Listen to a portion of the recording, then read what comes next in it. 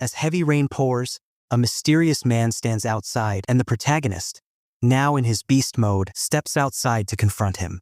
The man tries to hide his nervousness, but the protagonist sees through his facade. He threatens the man, revealing secrets about him that shock the stranger and gives him a chilling warning. The man, terrified, flees into the night.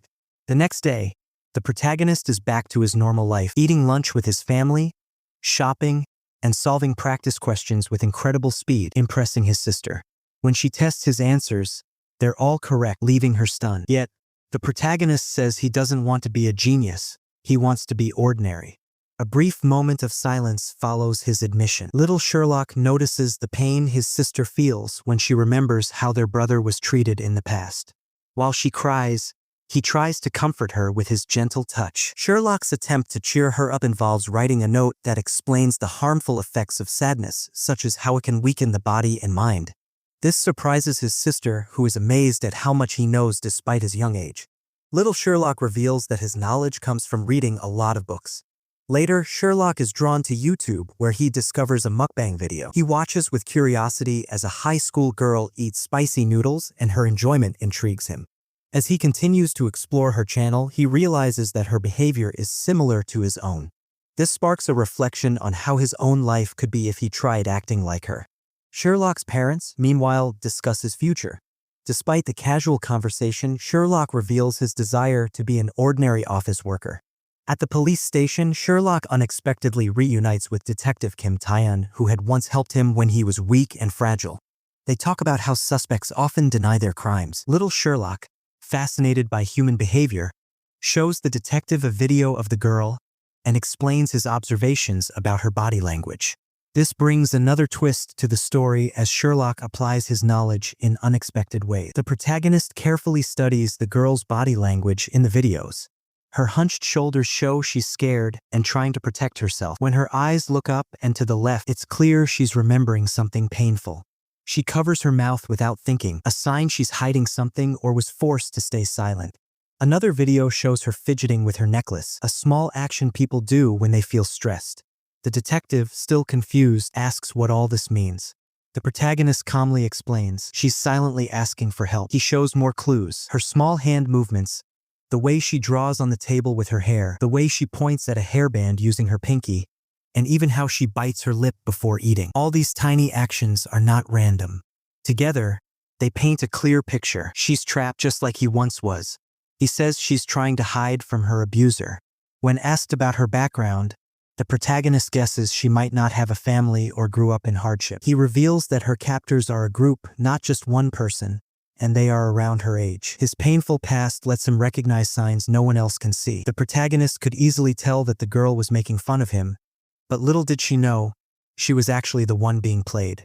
When she suggested grabbing food, he agreed, knowing he didn't have much of a choice. He quietly thought she might grow up to be someone who only cares about herself or worse.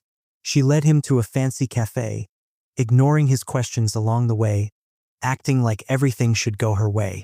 Sitting down, she asked if he was skipping school to become an idol, but he said he was preparing for a civil service exam instead. Curious, he asked why she wasn't in school. She claimed she was sick, but he knew she was lying. Jokingly, he asked if spicy ramen had taken her down, making her flustered. When the waitress arrived, she ordered a full meal without even asking him, showing again how much she loved being in control. She asked for his name and he said Shinwei. She found it decent and introduced herself as Lee Hire. As they sat silently, she got bored of his quietness. Just then, her hand blocked the waitress, causing soup to spill and burn her. She screamed and he couldn't help teasing her for being a crybaby. The next morning, the protagonist enjoys breakfast with his family, smiling warmly at his mother's delicious cooking. After the meal, his brother and father leave for school and work while he stays back to focus on his training. Pulling out his practice book, he quickly solves one problem after another, tossing the book aside with quiet satisfaction. He reminds himself to keep his phone away while working, believing it's important to seem normal even if he doesn't fully understand why. When a message from Hiram pops up, he ignores it, thinking it's something regular people do. Hearing a bird sing outside, he dreams of living a peaceful, ordinary life, a goal that, he knows, still demands hard work. Suddenly, his phone rings. A caller from California tries to trick him, claiming his computer has a virus. Calmly, the protagonist demands an impossible amount of money, causing the scammer to panic and hang up. Feeling pleased, he sees another call, this time a real police officer asking him to visit the station to identify a suspect. Before leaving, he takes a deep look at his home, silently promising to protect his family no matter what. As heavy rain pours down, he steps into the gloomy police station, determined and ready for what's next. The protagonist curiously asks if there's something wrong with his understanding. The strangers look awkward, and one quietly says that one of his ancestors is sitting on his shoulder. Confused, the protagonist looks around but sees nothing. He wonders if they are people who can see spirits, but the strangers deny it. Pulling up an eye diagram on his phone, he bombards them with questions about how they can see things without the right organ, asking if they have evolved or mutated. Feeling overwhelmed, the strangers whisper about leaving before something strange happens. The girl forces a smile and quickly asks to go. As the protagonist analyzes them, he realizes the girl is actually scared of him. He calmly says he's not a scary person, but they nervously claim they remembered urgent business. When they run away, he follows them like a slow, confused shadow. Meanwhile, a man from a distance, recording everything, bursts into laughter. He reveals he's a famous YouTuber who had been filming the scammers but didn't expect the scene. He asks if he can post it, but the protagonist firmly refuses. Even when offered blurred faces, voice changes, and large amounts of money, he refuses until he hears 1,000,000 won. Instantly, he shows his bank details, and the YouTuber, shocked, transfers the money. Then the scene smoothly shifts. Just then, the protagonist walked out of the washroom, looking heavy like he was carrying a mountain on his back. A friend tried to cheer him up, saying it was okay if he got many things wrong. But with guilt in his eyes, he said he wasn't ordinary. He admitted that he didn't miss a single answer, he got everything right. Hearing this, his friend was so shocked she almost fainted. She asked if he really got all answers right and if that's why he was feeling sad. He explained that his hand had moved on its own, solving all the questions without him even thinking, like breathing or chewing food. His friend was spooked and grabbed his hand, warning him never to tell anyone. He thought to himself that he really wasn't normal. Trying to lighten the mood, his friend suggested maybe he got a few wrong, but he said he remembered everything clearly. She insisted on checking the website just in case. Sitting far away, he slowly started saying the answers. As she checked one by one, they were all correct. He even recited them all at once, leaving her speechless. Finally, he asked softly if he got anything wrong. The man, filled with fear, blames the protagonist for what happened to his sister-in-law. He shouts that she didn't even care about the herbs. With a cold voice, he says the prison clothes suit the protagonist well. The man tries to stand and yell, but the officer tells him to sit quietly. Twisting the story, the protagonist calmly claims the man's family members simply logged out because of heart attack. Losing control, the man jumps at him, but the officer holds him back. Watching the chaos, the protagonist smirks, thinking people believe whatever they want. He reminds the man how he fought with two friends, and both of them logged out too. Fear covers the man's face, his hands shaking and goosebumps rising. His blood pressure rises dangerously. The protagonist leans closer, pretending to care, and asks if he should carve his release date onto his body. The man accuses him of threatening, but the protagonist laughs it off, pretending to care about his health. He casually mentions the man's secret writing project, shocking him even more. With a wicked smile, the protagonist wishes him good health and advises him to stay active and eat carefully. To trap him deeper in fear, he even transfers money into the man's account, promising to keep doing it to make sure the man never forgets him. As the protagonist leaves, the terrified man screams and accuses him loudly. Ignoring him, the protagonist smiles darkly, whispering, "See you again." Outside, snow gently falls, and he catches a snowflake, already analyzing its tiny frozen beauty. The protagonist had been solving many cases lately, earning easy rewards from a kind detective who often treated him to meals or handed him cash. Today, when he asked for the next case, the detective suggested meeting in person. Since classes were canceled, the protagonist agreed. Soon, the detective arrived at the university waiting by his car. After a friendly greeting, they got into the vehicle. Curious about the case, the protagonist asked questions, but the detective suggested discussing it during the ride. However, the protagonist insisted on visiting the actual scene, believing that real experiences would teach him better. Agreeing, the detective quickly drove them into the city. They reached an old apartment where a crime had happened on the third floor. An officer waited outside the door, and after a brief exchange of respect, they entered the gloomy place. Inside, a messy scene greeted them, with tomato sauce splattered everywhere. Calm and focused, the protagonist quietly observed every detail, then pieced together the crime in his mind. He imagined the culprit visiting, being welcomed in, and suddenly launching a fierce attack with a dagger so strong that the victim stumbled back, even hitting the wall with force.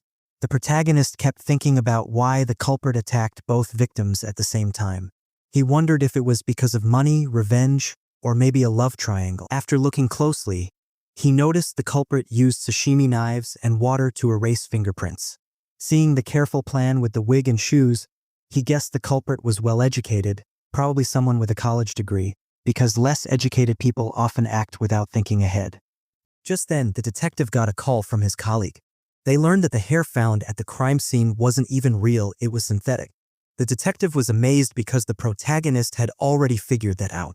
Using sharp thinking, the protagonist also guessed the culprit's shoe size and height, suggesting they were likely in their 30s. The detective then remembered a sushi chef he had interviewed before. Without wasting time, he ordered his team to catch the sushi chef quickly. After that, the protagonist returned to university. As he walked, he got a call from the detective. Laughing a bit, the detective said he loved him, but the protagonist politely said he wasn't interested and thanked him for the reward money. Curious, he asked about the culprit's real motive. The detective explained it was because the victim had spread bad rumors about him owing money. Wishing him luck with his studies, the call ended. Right then, a man called out to the protagonist. He noticed the man was young and had earlier introduced himself as Kim Mansu. Mansu praised his smart answer given to the professor, making things even more interesting. The professor agreed that gambling and gaming addictions could be exceptions, but before he could say more, the curious student joined the discussion, mentioning leptin hormones. The other students were confused, feeling like they were sitting in the wrong class, and even the professor started sweating at the unexpected questions. Although he tried to keep up, he realized the students' interest was genuine and endless.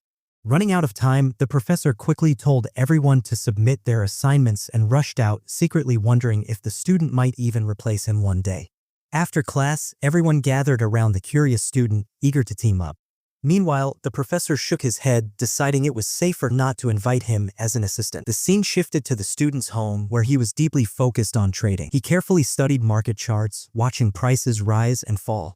Though the current situation looked stable, he remembered the struggle it took to reach this point. Suddenly, the chart crashed on the screen, but he calmed himself, knowing it was only a simulation. Curious about his inner strength, he decided to unleash his hidden self. After activating it, the confident side of him appeared, checking his looks in the mirror and joking about becoming a celebrity. However, seeing the marks on his body, he quickly dropped the idea.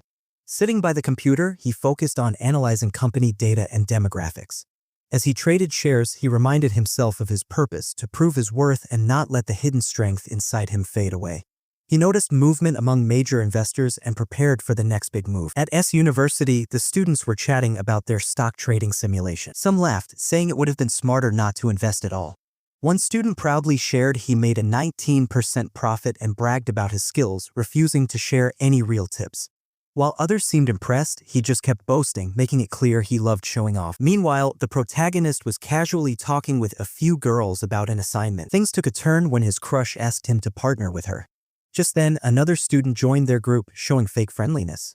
This guy, named Yong-hun, acted like he wanted to check how their stocks were doing. Mansu and the protagonist's crush said they didn't even join the trading simulation, admitting they didn't know much about it. Yong-hun showed off again, saying trading wasn't hard at all.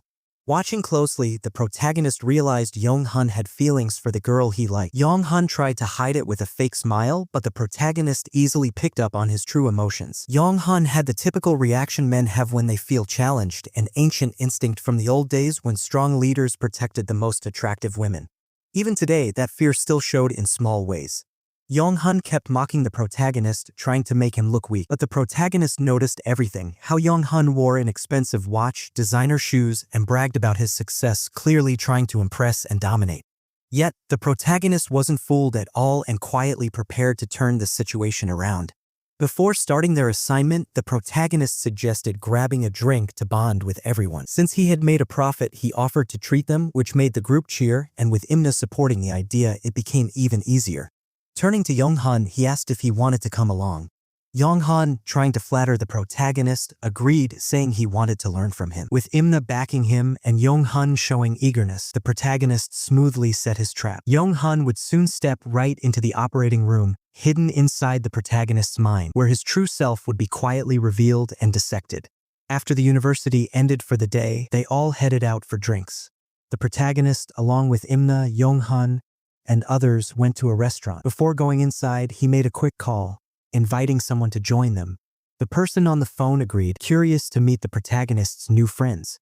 Entering the restaurant, they found Yong-hun already bragging about how often he visited the popular place. The protagonist joined the table and asked if they had ordered. Imna said she had gotten appetizers for everyone and even joked about packing leftovers, although with the protagonist's appetite, that seemed unlikely. Yong-hun teased him for always looking half asleep during class, asking if it was because he stayed up all night studying stocks and news. As the waiter brought the food, Yong-hun kept talking, but the protagonist stayed focused on eating. Yong-hun grew annoyed, questioning if he was even listening. Calmly, the protagonist replied he was and pointed out Yong-hun's profit was just by chance. Yong-hun advised him to sell the risky stock, surprised that the protagonist, a beginner, managed such a gain. Curious, Yong-hun asked how he picked that stock. The protagonist casually explained that he had analyzed 19 different indices, checked gold, silver, and copper prices, watched foreign exchange trends by country, and read many articles and rumors. Shocked, Yong-hun realized there had been much more thought behind it than he expected.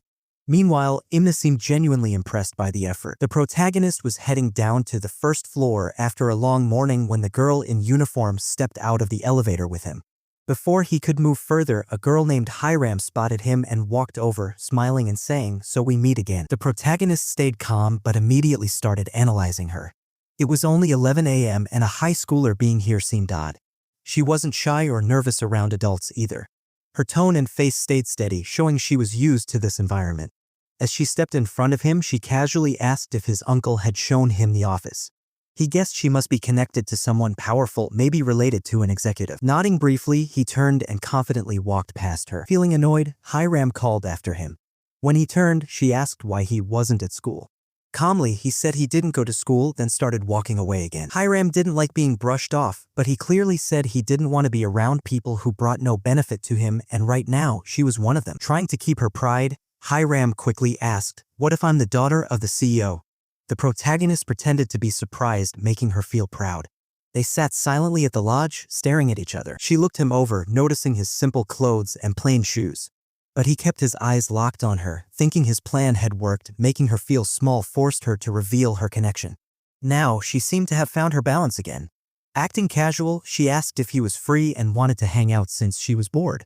The protagonist looked into her eyes and understood. While she thought she was playing with him, the real game had only just begun. The protagonist stood up and said he needed to leave to study, staying calm even when the girl teased him about cleaning bathrooms. He simply said he was preparing for the civil servant exam. She quickly stopped him and asked for his number, offering to help plan a trip since he had never been to the island. Watching her closely, the protagonist noticed she seemed hooked on the happiness he gave her, hinting at some attachment issues. Deciding to use it, he handed over his number. She was shocked to see there was no passcode on his phone. He took it back, thanked her for the meal, and walked away. Feeling annoyed, she followed him outside and asked where he lived. As he ignored her, he spotted something strange in a nearby alley. Warning her not to look, he saw a man attacking someone. The man noticed them and ran like a shadow. The protagonist chased for a moment but stopped, choosing to help the injured man instead. He called for help, trying hard to keep the man alive. Time was running out, and with his hands soaked, he begged the dispatcher to hurry, but suddenly he remembered something important. Little Sherlock watches the suspect closely, using his special analyzing eye to observe every detail. He catches the man's nervous behavior, noting how he repeatedly touches his nose and grinds his teeth, signs of someone lying. Despite the suspect's claim about a stain from cooking, Sherlock remains certain that he's guilty. The officers await Sherlock's analysis, and he confidently declares that the suspect is lying. The rain pours heavily outside as Sherlock continues to observe. He suspects the man is nervous but admits he could be lying out of fear. Sherlock asks about the suspect's background and education, confirming that he holds a master's degree, which means he might demand evidence. Sherlock is certain the man will confess once told about an eyewitness. With his deduction made, Sherlock leaves the station. The officer, now with the new information, confronts the suspect, who finally confesses. Outside, the rain has stopped and Sherlock looks up at the sky, pondering what the officers eat at the station. He smiles, thinking he'll try it someday. Checking his phone, he responds to Hiram's messages, updating her about the case. Later, he meets Hiram for a ramen-eating challenge, finishing the giant bowl in a mere 12 minutes, leaving both Hiram and the chef amazed. Sherlock's day ends with a quiet evening, watching cooking videos at home, when his phone rings. It's Detective Tan, thanking him for helping solve a case involving runaway kids. Taein invites him for a meal as a thank you.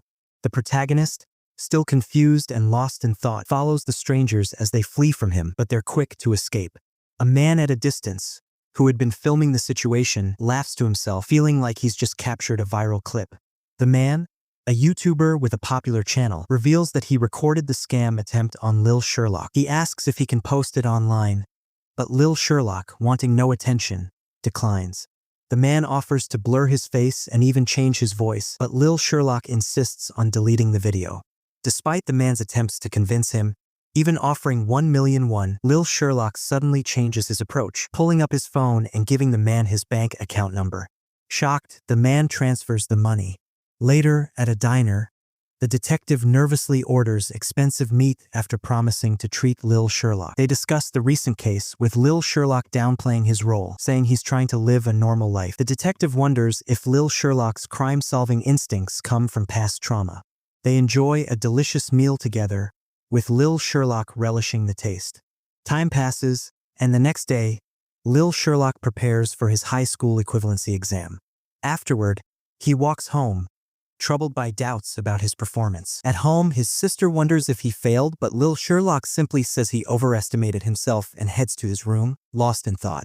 The protagonist sat quietly while the girl checked his answer. Even though he had already solved everything, she wanted to be sure he didn't miss anything. She opened the answer website and got ready to check. From a distance, the protagonist started saying the answers one by one without even looking. She checked each one and nodded. Every single answer was right.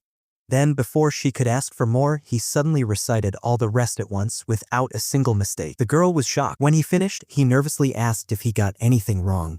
Smiling, she said he was perfect in this subject, maybe only another subject could have a mistake. She quickly tested his math too, but again he answered everything perfectly. The protagonist begged, hoping he had made at least one mistake, but the girl sadly shook her head and said, "Bad news. You got them all right?" Hearing this, he looked down, feeling more worried than happy. He muttered that being too good made him different. The girl tried to comfort him, reminding him that their parents would be proud. Soon, their mom and dad came home, and the girl excitedly shared the news. Their parents were stunned. The father was so amazed he dropped the shopping bags, rushed forward, and hugged the protagonist tightly, feeling proud beyond words. The protagonist looked at the trembling man and felt no fear anymore. He was finally free from his past. While the man kept ranting, the protagonist calmly told him that now he was the one trapped. The man, feeling cornered, shouted that it was the protagonist who had harmed his sister-in-law. But the protagonist, cold and steady, twisted the story, saying that everyone in his family had simply passed away from heart troubles. This shook the man badly. When he tried to jump at the protagonist, the officer quickly stopped him. Watching the man panic, the protagonist added that even 2 of the man's friends had logged out after fighting with him. Fear took over the man completely, his hands shook and his face turned pale. Smiling darkly, the protagonist teased him more, asking if he should carve his release date onto his skin. When the man angrily accused him of threatening, the protagonist simply acted concerned for his health, pretending to care. He hinted about the man writing an autobiography, surprising him. With a chilling grin, the protagonist stood up suddenly, causing the terrified man to fall backward, unable to hide his fear.